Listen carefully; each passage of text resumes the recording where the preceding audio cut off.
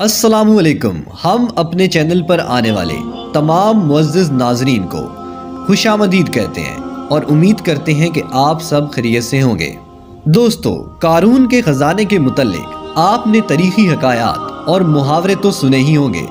یہ وہی شخص تھا جس کا ذکر اللہ نے قرآن مجید میں نشان عبرت کے طور پر کیا۔ قارون کا قصہ اسرائیلی اور اسلامی دونوں طرح کی روایتوں سے ملتا ہے۔ یہ بنی اسرائیل کا وہی امیر ترین شخص تھا جس کے خزانے کی کنجیاں 300 اونٹوں اور خچروں پر لادا کرتے تھے۔ ہر کنجی چمڑے کی ہوتی تھی جو ایک خزانے کی چابی تھی۔ تاریخ انسانی میں شاید قارون سے زیادہ دولت و ثروت کسی انسان کو عطا نہیں کی گئی۔ قارون حضرت موسیٰ علیہ السلام کے چچا یاسور کا بیٹا تھا۔ وہ نہایت ہی حسین و خوبصورت آدمی تھا۔ یہی وجہ تھی کہ بنی اسرائیل اور قومتی لوگ اسے منور کہا کرتے تھے۔ قارون جوانی میں اپنی قوم کا سب سے با اخلاق اور نیک افراد میں شمار کیا جانے والا آدمی تھا۔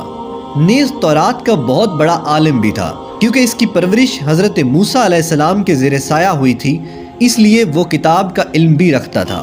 اچھی آواز کا مالک تھا۔ وہ تورات کی خوبصورت انداز میں تلاوت کیا کرتا تھا۔ یہی وجہ تھی کہ لوگ اس کا بہت ہی ادب اور احترام کرتے تھے۔ قارون ابتدا میں حضرت موسیٰ علیہ السلام پر ایمان لے آیا اور بنی اسرائیل کو قطمیوں کی غلامی سے نجات ملی تو وہ ان کے ساتھ ہی مصر کو چھوڑ کر سرزمین موعود کی طرف ہجرت کر گیا۔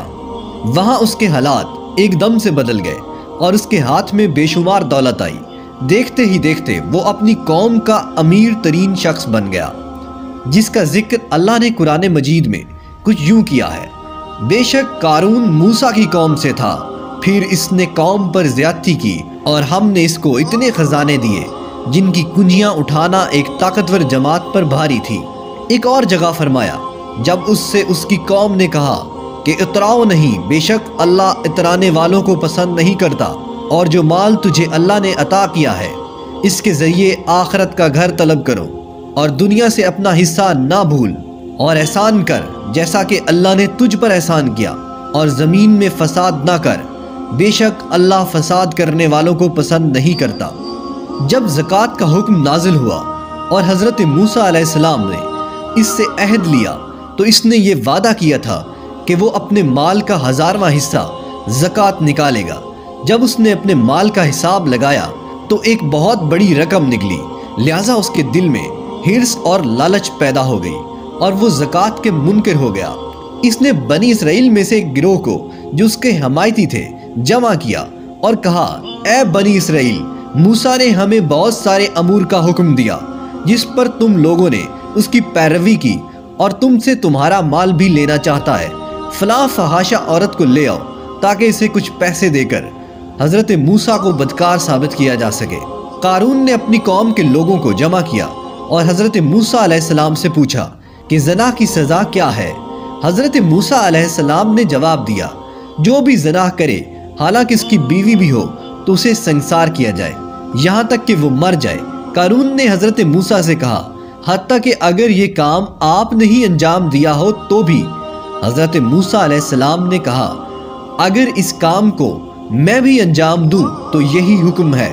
قارون نے کہا: بنی اسرائیل یہ گمان کرتے ہیں کہ آپ نے فلاں فحاشہ عورت سے زنا کیا ہے۔ حضرت موسیٰ علیہ السلام نے فرمایا کہ عورت کو میرے سامنے لاؤ۔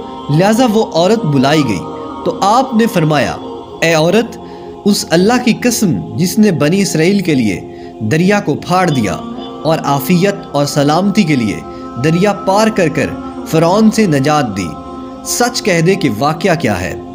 حضرت موسیٰ کے جلال سے عورت سہم کر کانپنے لگی اور اس نے مجمع عام میں صاف صاف کہہ دیا کہ اے اللہ کے نبی، مجھ کو قارون نے کثیر دولت دے کر آپ پر بہتان لگانے کے لیے آمادہ کیا ہے۔